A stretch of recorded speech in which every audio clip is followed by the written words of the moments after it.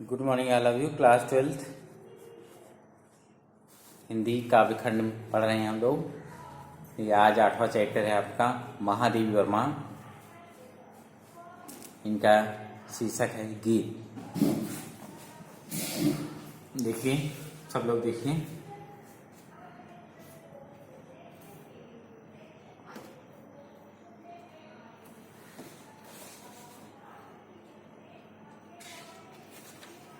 देखिए महादेवी वर्मा जी के बारे में पहले पढ़िए थोड़ा से, उसके बाद पढ़ेंगे गीत। महादेवी वर्मा जी का जन्म 1907 ईस्वी में फर्रुखाबाद उत्तर प्रदेश में होलिका दहन के जिस दिन होलिका दहन में जिस होली जलाई जाती है उसी दिन हुआ था। इनकी माता हेमरानी साधारण कवित्री थी। वह श्री कृष्ण पर अटूट श्रद्धा रखती थी। इनके नाना भी ब्रज भाषा में कविता करते थे। नाना एवं माता के इन गुणों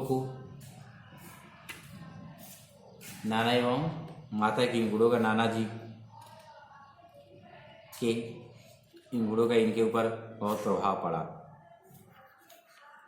ये जल्दी से पढ़ लेते हैं, फिर उसके बाद आपको पढ़ाते हैं कि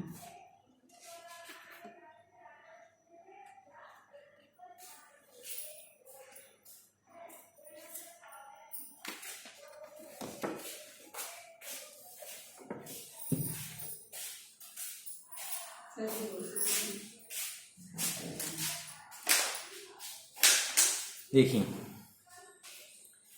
कहने कि इनके नाना एवं माता के गुणों के इन पर बहुत गहरा प्रभाव पड़ा है। इन्होंने मैट्रिक से लेकर एमए तक की परीक्षा प्रथम श्रेणी में उत्तीर्ण की, फर्स्ट क्लास समय उत्तीर्ण करती गई। बहुत समय तक ये प्रयाग महिला विद्यापीठ में प्रधानाचार्य के पद पर कार्यरत हैं। महादेवी जी का स्वर्गवास 11 सितंबर 1987 ईस्वी को 1987 को हो गया था। महादेवी वर्मा छायावादी काव्य की एकमात्र कवित्री थी। जानते ही छायावादी के 4 बहुत प्रमुख मुख्य कवि हुए, जयशंकर प्रसाद, सूर्यकांत त्रिपाठी, निराला, सुमित्रानंदन पंत और महादेवी वर्मा। इन 4 स्तंभों में एकमात्र कवित्री महादेवी वर्मा जी थी। देखिए महादेवी वर्मा जी छायावादी काव्यधारा की एकमात्र कवित्री थी। इनकी अंतर्मुखी मनोवृत्ति और नारी सुलभ गहरी भावुकता के कारण काव्य में रहस्यवाद, वेदनाएं और सूक्ष्म अनुभूतियों, कोमल और मर्म स्पर्शी भाव मुखरित हुए हैं। इनके काव्य में सांगीतिकता एवं भाव तीव्रता सहित स्वाभाविक समावेश है। इन्हें मंगला प्रसाद पुरस्कार, शेखाचर्या पुरस्कार और भारत भारती पुरस्कार भी सम्मानित किया गया है। इसके अलावा 1983 में इन्हें ज्ञानपीठ पुरस्कार से भी सम्मानित किया गया है। इनकी एक रचना है यामा, उसके लिए इनको ज्ञानपीठ हिंदी साहित्य का सबसे बड़ा, हिंदी साहित्य ये कहें कि भारतीय साहित्य का सबसे बड़ा पुरस्कार ज्ञानपीठ पुरस्कार इनको यामा के लिए इनको प्राप्त हुआ।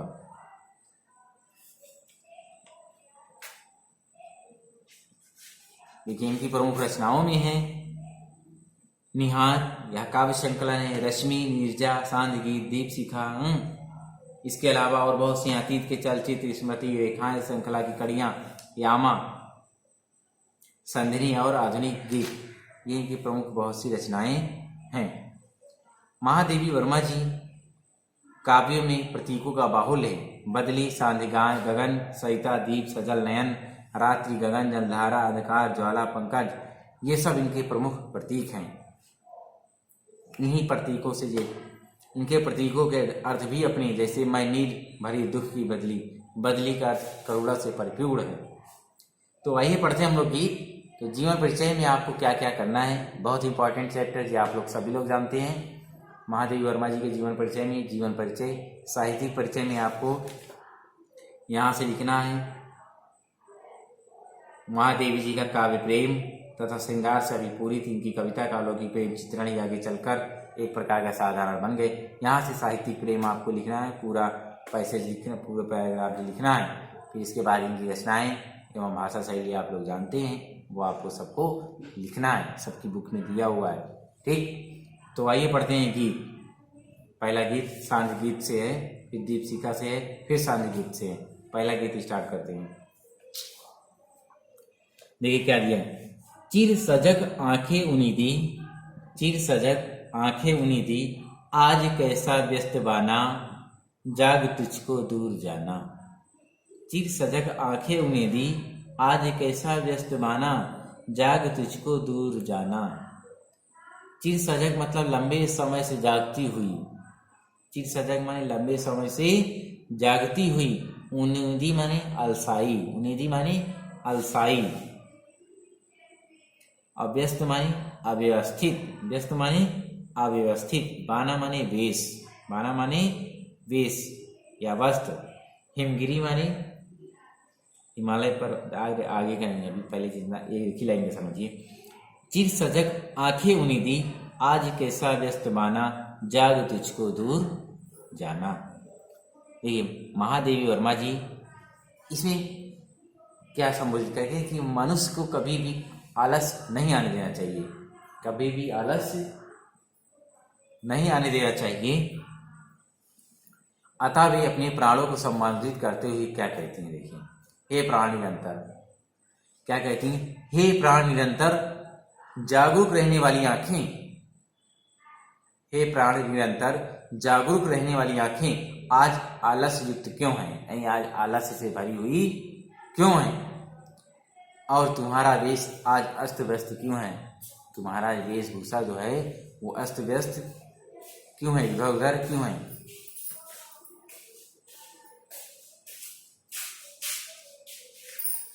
यानी कि तुम्हारी वेशभूषा अस्त व्यस्त क्यों है, आज अलसानी यानी आज आलस्य करने का समय नहीं है। आलस्य और प्रमोद को छोड़कर, आज आलस्य और प्रमोद को छोड़कर अब तुम जाग जाओ, अब तुम जाग जाओ, क्योंकि तुम्हें बहुत दूर जाना है। आप लोग भी अब जाग जाइए, बहुत छुट्टी मना लीजिए, बहुत कोरोना मना लीजिए, समझ रहे हैं ना। आप जाग जाइए, पढ़ाई पे लग जाइए। अब ये मत बिल्कुल मत सोचिए कि आप एग्जाम नहीं होगा, एग्जाम होगा, चाहे वो मार्च में, अप्रैल में, मई में, चाहे जब हो, लेकिन आपका एग्जाम होगा। इसलिए आलस्य से जागिए और पढ़ाई पर एकदम से लग जाइए, तैयारी में शुरू हो जाइए। सब लोग बहुत आलस्य कर लिए हैं।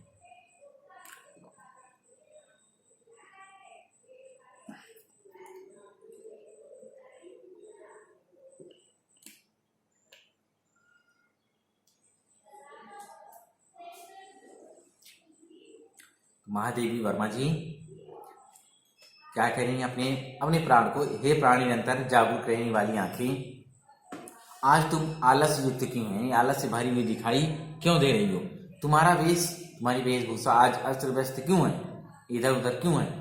आज अलसाने का समय नहीं है, आज आलस करने का समय अब नहीं है। आलस और प्रमोद को छोड़कर, यानी सुख साधन को छोड़कर अब तुम जाग जाओ, अब तुम जाग जाओ, क्योंकि तुम्हें बहुत दूर तक जाना है। देखिए आगे, अचल गिरी के,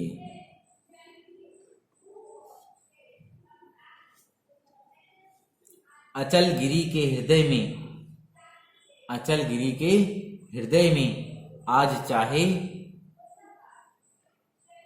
कंप हो ले, अचल गिरी के हृदय में आज चाहे कंप हो ले, या प्रलय के आंसुओं में मौन अलसित व्योम रोले, मौन अलसित व्योम रोले। आज भी आलोक को डोरे, आज भी आलोक को डोले तिमिर की घोर छाया, आज भी आलोक को डोले तिमिर की घोर छाया। जा गया विद्युत शिखाओं में, जा गया विद्युत शिखाओं में निठुर तूफान बोले, पर तुझे है नाश पथ पर, पर तुझे है नाश पथ पर चिन्ह अपने छोड़ जाना, जाग तुझको दूर जाना, जाग तुझको दूर जाना। हिमगिरी के हृदय में कंप, ये क्या कह रहा है, क्या अचल हिमगिरी के हृदय में आज चाहे कंप ले ले। कह रहा है क्या कह रहे, तुम्हें आज बहुत बड़ी साधना करनी है, तुम्हें आज बहुत बड़ी साधना करनी है, चाहे आज स्थिर हिमालय कंपित हो जाए, चाहे आज स्थिर हिमालय, यानी आज स्थिर हिमालय आज चाहे कंपित हो जाए, यानी डोल जाए, या फिर आकाश से प्रलय काल की वर्षा होने लगी। आकाश से, व्योम माने आकाश, व्योम माने आकाश, चाहे आज आकाश से प्रलय काल की वर्षा होने लगे, अथवा घोर घनघोर अथवा घोर अंधकार प्रकाश को क्या कह रहा है कि आज पी आलोक ले घोर, आलोक माने प्रकाश, डोले तिमिर की घोर छाए, चाहे आज घोर अंधकार प्रकाश को निगल जाए, अंधकार प्रकाश को निगल जाए, चाहे चमकती हुई कड़कती हुई बिजली में तूफान बोलने लगे, या जाग विद्युत शिखाओं में चाहे चमकती हुई कड़कती हुई बिजली में तूफान बोलने लगे, तो भी तुम्हें विनाश वेला में, यानी चाहे चारों तरफ विनाश फैल जाए, चारों तरफ विनाश हो जाए, फिर भी तुम्हें अपने चिन्हों को छोड़ते चलना है, अपने चिन्ह यानी अपने कर्मों को करते चलना है, और साधना पथ से विचलित नहीं होना है, और तुम्हें अपने लक्ष्य मार्ग से, अपने साधना पथ से मार्ग से कभी भी विचलित, कभी पीछे हटना नहीं है।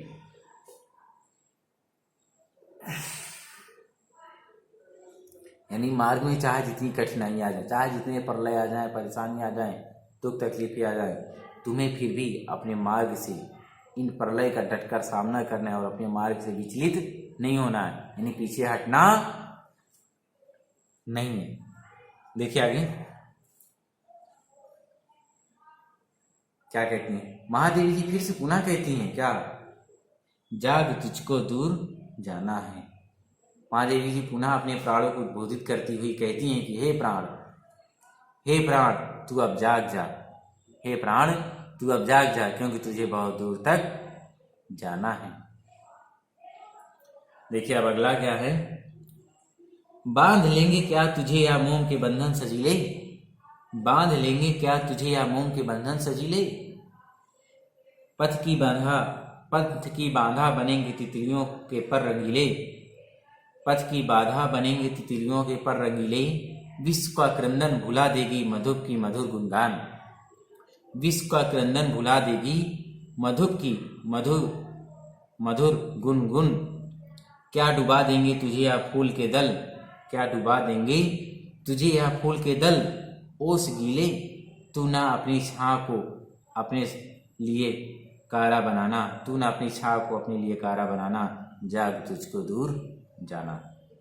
देखिए बांध लेंगे क्या तुझे या मोम के बंधन सजीले, पंथ की बाधा बनेंगे तितलियों पर रंगीले, मोम के बंधन ही मोम के समान, ऐसा बंधन मोम के समान शीघ्र ही नष्ट हो जाने वाला अस्थिर बंधन, जैसे मोम तुरंत पिघल जाता है, वही कह रहे हैं कि मोम के समान शीघ्र नष्ट होने वाला यह बंधन अस्थिर है।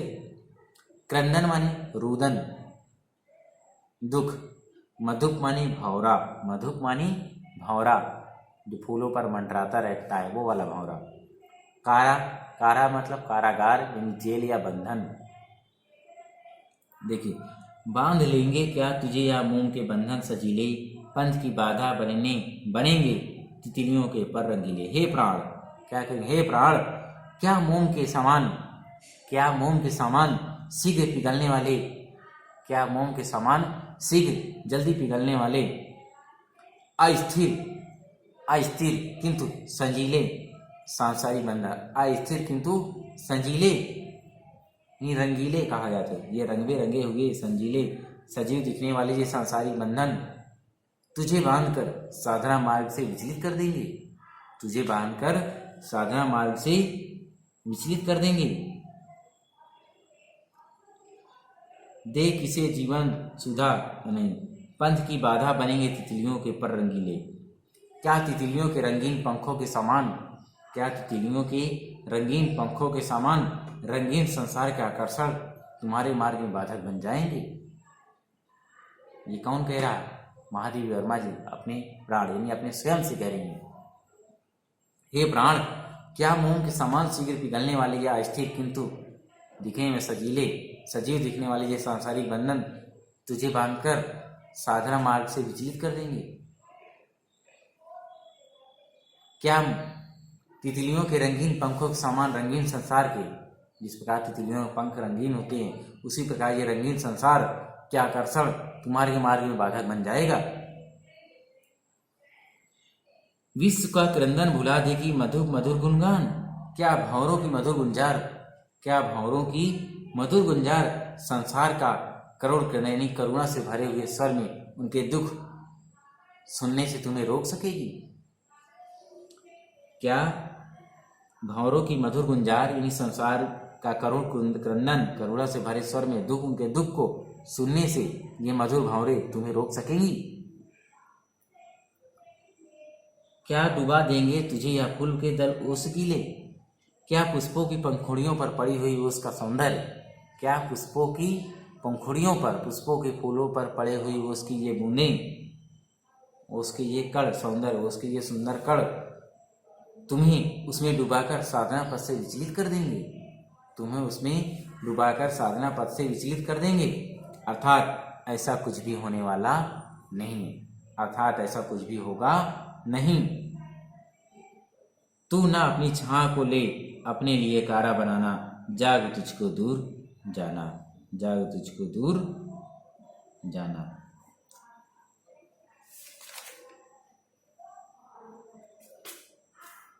क्या है?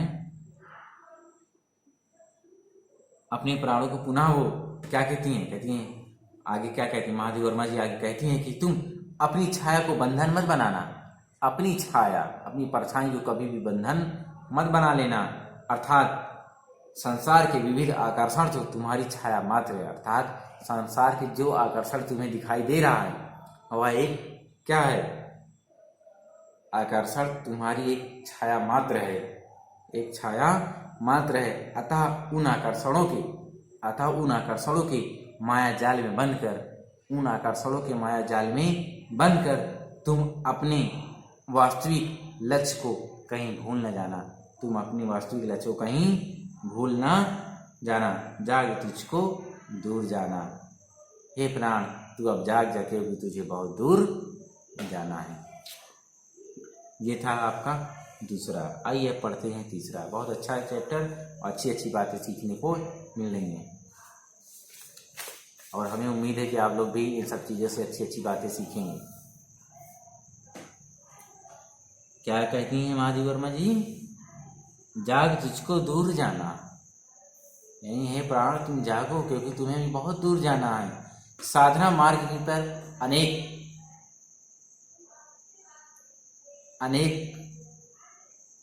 सोपान आएंगे, अनेक भाग आएंगे, एक से एक कठिनाइयाँ आएंगी। अनेक सोपानों का, अनेक भागों को पार करते हुए, अनेक चीज़ों को पार करते हुए तुम्हें लक्ष्य को प्राप्त करना है। अनेक कठिनाइयाँ आएंगी, उनको पार करते हुए तुम्हें लक्ष्य को प्राप्त करना है। अतः तुम्हारे लिए आलस करना कोई अच्छी बात नहीं है। आगे बढ़ना है तो आलस को त्यागना ही पड़ेगा। आलस किए तो वहीं का वहीं रह जाएंगे जहाँ हैं, जीवन में कभी कुछ कर नहीं पाएंगे। देखिए आगे है, वज्र का उर एक छोटे अश्रुकण में धो लगाया, वज्र का उर एक छोटे अश्रुकण में धो गलाया, दे किसे जीवन सुधा दो घूंट मदिरा मांग लाया। सो गई आंधी मलय की बात का उपधान ले क्या, विश्व का अभिशाप क्या चिर नींद बनकर पास आया। अमरता सुत चाहता क्यों मृत्यु को उर में बसाना, जाग तुझको दूर जाना। ये वज्र का उर मतलब कठोर हृदय वाला, जिसका हृदय क्या हो? कठोर। और जीवन सुधा माने जीवन रूपी अमृत, सुधा माने अमृत, जीवन माने जीवन रूपी अमृत। मलय की बात मतलब मलय पर्वत से आने वाली शीतल और सुगंधित वायु, मलय की बात माने वायु। उपधान माने तकिया, उपधान तकिया। इसमें भी हमें वही बताया गया है, कह रहा है कि मार्ग, देखिए इसमें यही बताया गया, साधना के मार्ग पर, लक्ष्य के मार्ग पर संसार में बहुत सी ऐसी चीज़ें आएंगी जो आपको मार्ग से विचलित करेंगे। जैसे आप पढ़ाई करते हैं, अगर आप पढ़ना चाहते हैं, आगे बढ़ना चाहते हैं, कुछ करना चाहते हैं जीवन में, तो आपके मार्ग में बहुत सी कठिनाइयाँ आएंगी, बहुत सी परेशानियाँ आएंगी, बहुत सी कठिनाइयाँ आएंगी। लेकिन अगर आप उन कठिनाइयों से, उन परेशानियों को डटकर मुकाबला किए और उनसे पार पा लिए, तो समझ लीजिए आप अपने लक्ष्य में सफल हो गए। अगर कठिनाइयों से डर कर आप भाग गए, पीछे हो गए, कभी भी आप फिर आगे सफलता प्राप्त नहीं कर पाएंगे। कठिनाइयाँ, कोई भी परेशानियाँ हो, उनके डट कर सामना करिए, अपने आप परेशानी भाग जाएगी। देखिए, वज्र का उर, महादेवी वर्मा जी कहती हैं, हे साधक, साधक यानी साधना करने वाला पथिक, हे साधक, वज्र के समान कठोर हृदय यानी दृढ़ निश्चय वाले तेरे हृदय को प्रियजनों के जरा से रोने धोने से पिघला दिया जाए। क्या कर रहे हैं कि वज्र के समान कठोर हृदय तेरे हृदय को प्रियजनों के जरा रोने धोने ने गला दिया यानी पिघला दिया है तुम्हें, तुम्हारा हृदय पिघल गया। जो पहले साधक तुम वज्र के समान कठोर हृदय वाले हो, तुम प्रियजनों के जरा से रोने धोने से तुम्हारा हृदय पिघल गया, तुम्हारा गला एकदम पिघल गया। अर्थात तू अपने साधना पथ पर आगे बढ़ने के निश्चय से विचलित हो गया। अर्थात तू जिस मार्ग पे आगे बढ़ रहा था, यानी अपने लक्ष्य की ओर आगे मार्ग पे बढ़ रहा था, अपने साधना पथ से तू क्या हो गया है, निश्चित ही विचलित हो गया है।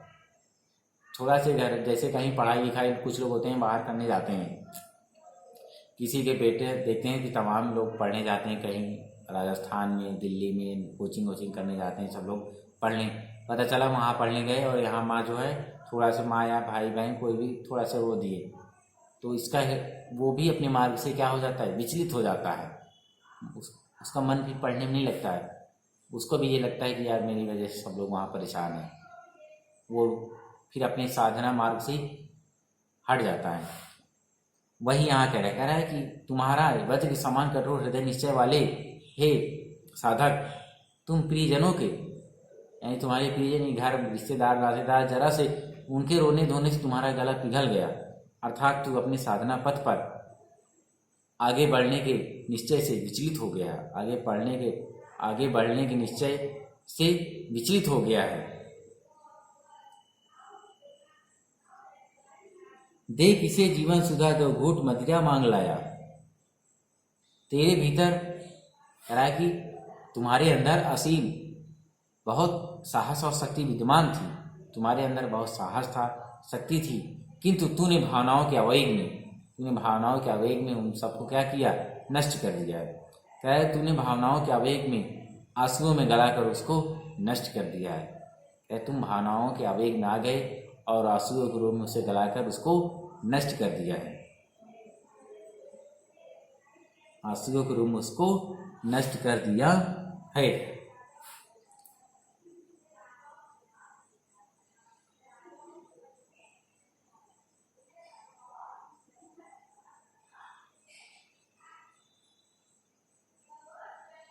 देखिए आगे क्या दिया, नष्ट कर दिया है। देख इसे जीवन सुधा दो घूट मंदिरा मांग लाया। तू अपनी अमृत रूपी शक्ति और साहस को, अर्थात साधना में जीवन को छोड़कर, अर्थात जो साधना में जीवन में तू लगा हुआ था, जिस लक्ष्य में तू लगा हुआ था, उसको छोड़कर मदिरा के समान तुच्छ आलस्य तथा प्रमोद का जीवन, प्रमोद में सुख वैभव, प्रमाद का जीवन कहाँ से सीख गया है।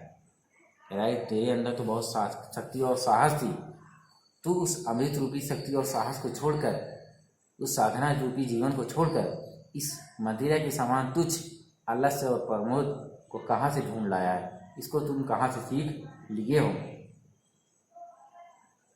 अर्थात ये सब तुम्हारे योग्य नहीं थे, ये सब कार्य तुम्हारे योग्य नहीं थे। सो गई आंधी मलय की बात का उबधान ले, क्या विश्व का अभिशाप क्या चिरनीद बनकर पास आया।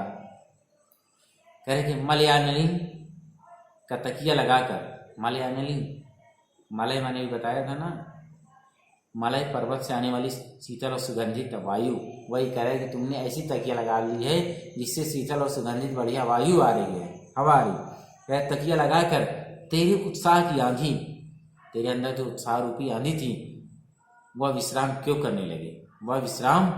करने लगी, अर्थात सांसारिकता के आकर्षण में पड़कर, सांसारिकता में मोह माया में पड़कर तेरा साधना का उत्साह शिथिल यानी कमजोर क्यों पड़ रहा गया?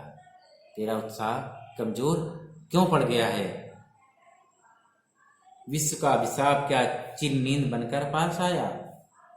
क्या सांसारिकता और उपभोग के समस्त साधन, क्या सांसारिकता और उपभोग के समस्त साधन संसार के तमाम अभिशाप बनकर तुझे आलस की नींद में सुलाने के लिए तो नहीं आए? तुझे सुलाने के लिए तो नहीं है? यानी ये जो सांसारिक उपभोग के साधन है जिसका तुम उपभोग कर रहे हो, समस्त साधनों का, कहीं ये तुम्हें आलस, ये तुम्हें अभिशाप तो नहीं दे रहे हैं, यानी आलस तो नहीं बना रहे हैं?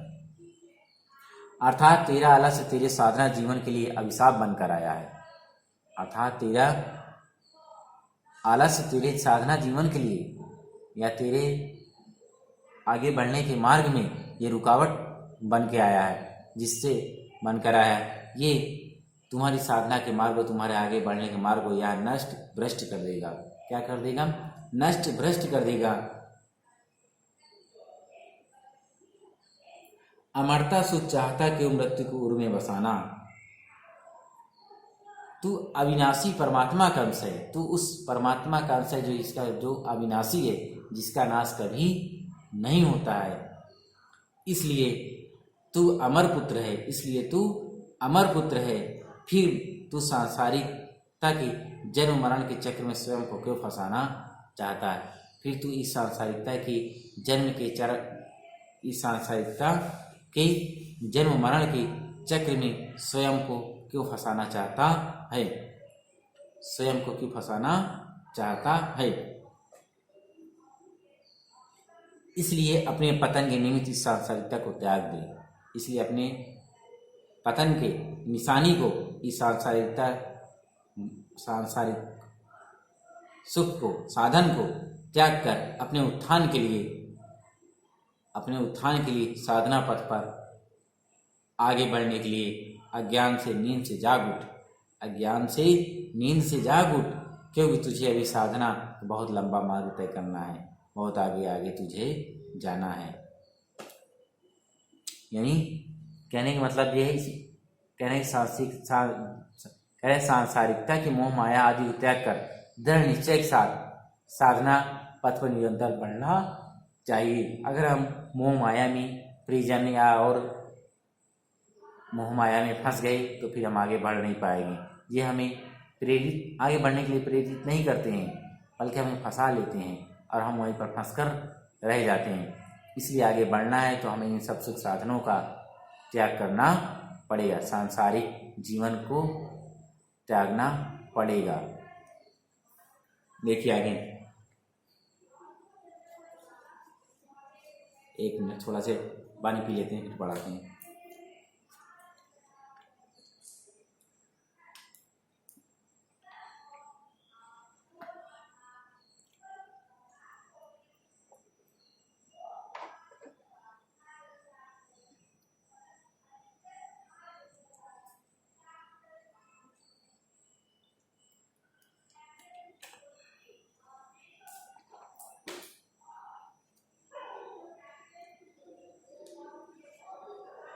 देखिए, कहना ठंडी सांस में, कहना ठंडी सांस में अब भूल वह जलती कहानी, आग को उड़ने तगी द्रग में सजेगा आज पानी। हार भी तेरी बनेगी, हार भी तेरी बनेगी, मानेगी जय की पताका। राख छड़िक पतंग की है, राख छड़िक पतंग की है, अमर दीपक की निशानी। है तुझे अंगार सया पर, है तुझे अंगार सया पर, मृदुल कलियां बिछाना, जाग तुझको दूर जाना, जाग तुझको दूर जाना। देखिए आगे क्या कहती है महादेवी वर्मा जी।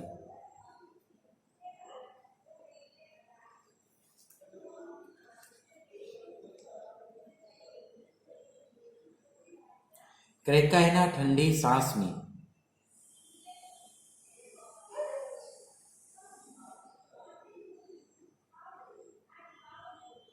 कहना ठंडी सांस में अब भूल वह जलती कहानी, आग हो उर्मे तभी द्रग में सजेगा आज पानी। जलती कहानी यानी कष्टों की कहानी। जलती कहानी क्या करें कि कष्ट भरी कहानी। अंगार सया माने कष्टमय परिस्थितियां। अंगार सया कष्टमय परिस्थितियां, कहते हैं ना अंगारों की सया है यानी कष्टमय परिस्थितियां। देखिए क्या कहती है महादेवी वर्मा जी, आगे क्या कहती हैं। कहती है कि मनुष्य जब अपने उद्देश्य को साधना में लगाता है, मनुष्य जब अपने उद्देश्य की साधना में लगता है या लग जाता है, तो उसके सामने आकर्मणता यानी कामना करना और आलस उसके शत्रु बनकर खड़े हो जाते हैं। कह रहे हैं उसके सामने दो लोग खड़े होते हैं। सबसे पहले क्या, आकर्मणता यानी कामना करने की इच्छा, और दूसरा आलस्य, उसके सामने शत्रु बनकर हमेशा खड़े हो जाते हैं। आप भी कभी पढ़ने के लिए कभी कुछ करते होंगे, जब भी आपका मन पढ़ने में लगता होगा तो आपके सामने कभी कभी मन में ये विचार आता होगा, आलस आता होगा, छोड़ो अभी बाद में पढ़ लेते हैं, अभी थोड़ा ये देख लेते हैं वो देख लेते हैं। वही कहिए आकर्मता और आलस सबसे बड़े शत्रु बनकर उसके सामने खड़े जाते हैं जब हम कोई भी काम करना प्रारंभ करते हैं। तब महादेवी जी ने इनसे छुटकारा प्राप्त करने का साधना पथ बताया है। वही तो बता रही कह रहे इनसे हमें किस प्रकार छुटकारा पाना है और इनसे छुटकारा पाकर आगे बढ़ना है। आगे बढ़ने की प्रेरणा हमें महादेवी वर्मा जी दे रही हैं। देखिए क्या कहती हैं वे, और आगे क्या कहती हैं। कहती हैं जीवन में दुख भी आता है, कहना ठंडी सांस में अब भूल जलती कहानी, आग उड़मे तभी द्रग में आज पानी। कहती हैं कि जीवन में दुख भी आता है तथा परिस्थितियों का दरुण आक्रमण भी, यानी कहते हैं जीवन में दुख भी आता है और परिस्थितियों कष्टमय परिस्थितियों का आक्रमण भी होता है। दुख भी आएगा जीवन में और ऐसी परिस्थितियां भी, बहुत कष्टमय परिस्थितियां भी जीवन में बहुत सी आती हैं। परंतु मनुष्य को उन्हें भुलाकर ऊंचे लक्ष्य को प्राप्त करने की साधना में निरंतर लगे रहना चाहिए। निरंतर लगातार लगे रहना चाहिए। वे कहती हैं कि उन कष्टों को ठंडी सांस लेते हुए दोहराने में कोई लाभ नहीं। कहते हैं आप जब भी ठंडी सांस लेते हैं तो आप उन कष्टों को दोहराते हैं, याद करते हैं, यानी जो बीते हुए पल होते हैं उन यादों को, कष्टमयी दिनों को आप याद करते हैं, उन्हीं में पड़े रहते हैं। कह रहे हैं यही तो आपकी सबसे बड़ी भूल है। यही आपकी सबसे बड़ी क्या है, भूल है। जब तक हृदय में आग नहीं होती तब तक मनुष्य की आंखों से टपकते आंसुओं का कोई मूल्य नहीं होता है। आग यानी दुख, जब तक मनुष्य के हृदय में दुख नहीं होता है तब तक मनुष्य की आंखों से टपकते हुए आंसुओं का कोई मूल्य नहीं होता है। हृदय की वह आग, वह तड़प ही मनुष्य को, हृदय की वही आग, वही तड़प मनुष्य को कठिन साध्य यानी कठिन से कठिन लक्ष्य प्राप्त करने के लिए प्रेरित करती है और यहाँ तक परमात्मा को पाने का साधन बनती है। यानी लोग अपने लक्ष्य में सफल हो जाते हैं। कह रहे हैं कि मनुष्य के हृदय में जब यही आग यानी यही दुख, इन्हीं दुख को वो क्या करता है, इसी आग, कहे जब तक मनुष्य के हृदय में यहाँ आग नहीं होती है, यानी ये सब की आग, अगर आप ठंडी सांस से बढ़िया उन्हीं दुखों को याद करते रहे तो कुछ होने वाला जीवन में कोई लाभ होने वाला नहीं है। आप उन दुखों को मत याद करिए, आप अपने हृदय में आग जलाइए। क्या भरिए, आग भरिए कि मैं इन दुखों को मुझे दूर करना है, इन दुखों को मुझे दूर करना है, इन दुखों से मुझे कोई लेना देना, मैं सुखमय जीवन व्यतीत करूंगा और अपने लक्ष्य को प्राप्त करूंगा। डट कर सामना करिए। जब तक हृदय में आग नहीं होती, कहते हैं ना, जब तक हृदय में आग नहीं होती तब तक मनुष्य की आंखों में टपकते आंसुओं का भी कुछ मूल्य नहीं होता है। आप अपने हृदय में आग रखिए और हृदय की वही आग, वही तड़प, वही आग, वही तड़प। कहते हैं ना कि मनुष्य कभी किसी से जब कोई बदला लेना चाहता है दुश्मनों से, तो उसके हृदय में आग भरी होती है, यानी क्रोध भरा होता है। एक ऐसी आग भरी होती है जो वह उससे बदला लेना चाहता है, एक दिन वह उसमें सफल भी हो जाता है बदला लेने में। वही आपको करना है। क्या करना है आपको, आपको अपने हृदय में वही आग भरनी है कि और हमें बदला लेना है किससे, दुखों से। इन दुखों को दूर करके अपने लक्ष्य में लगकर, अपने साधन में मार्ग पे लगकर, कह है कि वही तरफ मनुष्य को कठिन साध्य प्राप्त करने के लिए प्रेरित करती है, परमात्मा को पाने का साधन बनती है। अगर आपके अंदर आग नहीं है, वो उसको पाने की कोई तड़प नहीं है, तब आप कभी भी कठिन से कठिन साधना करने पर नहीं प्राप्त कर सकते हैं। इसलिए आप पहले करिए। देखिए आगे, ये 2 लाइन बहुत अच्छे समझ में आया होगा। ये हार भी तेरी बनेगी मानिनी जय की पताका। अगर ऐसा कर लिया, जैसा इसने बताया कि आग जलाए, आग अपने हृदय में तड़पाइए और उसी तड़पती हुई आग से कठिन परिश्रम करिए, आपको सफलता जरूर मिलेगी, आपको सफलता जरूर मिलेगी।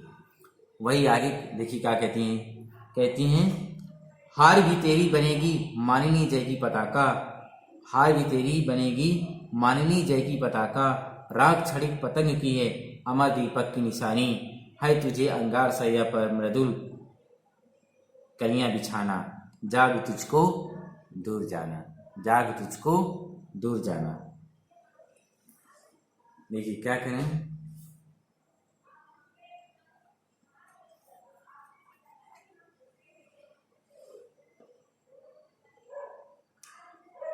कवित्री आगे क्या है, देखिए महादेव वर्मा जी आगे कही, यदि उद्देश्य की प्राप्ति होती, अगर तुमने उद्देश्य जो अपना लक्ष्य रखा है उसे प्राप्त करने के लिए तुमने जो प्रयास किया, प्रयत्न किया, अगर असफलता भी हाथ लगती है, यानी तुम अपने लक्ष्य में कभी असफल भी हो जाते हो, असफलता भी हाथ लगती है, तो भी वह किसी विजय से कम नहीं होती है।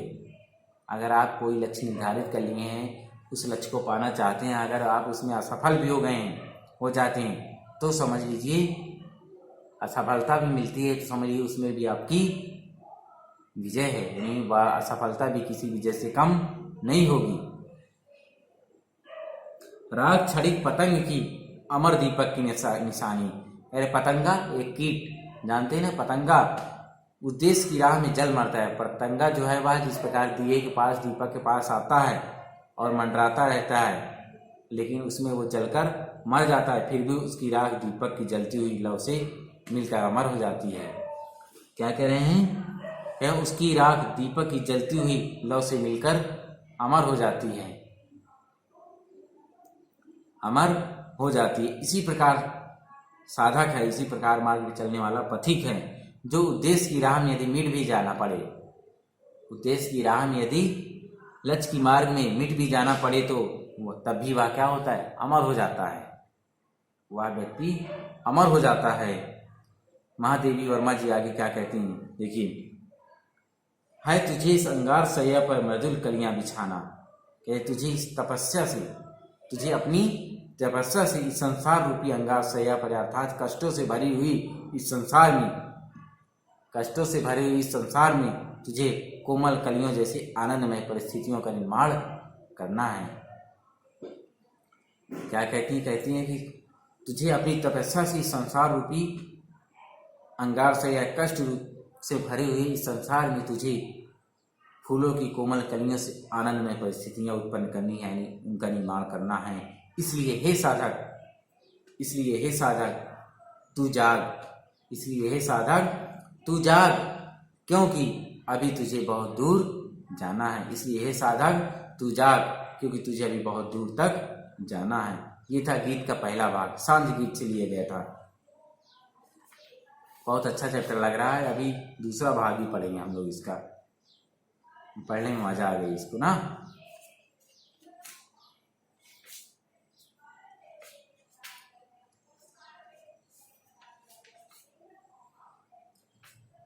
तो मुझे पूरी उम्मीद है आपको समझ में आया होगा ये चैप्टर।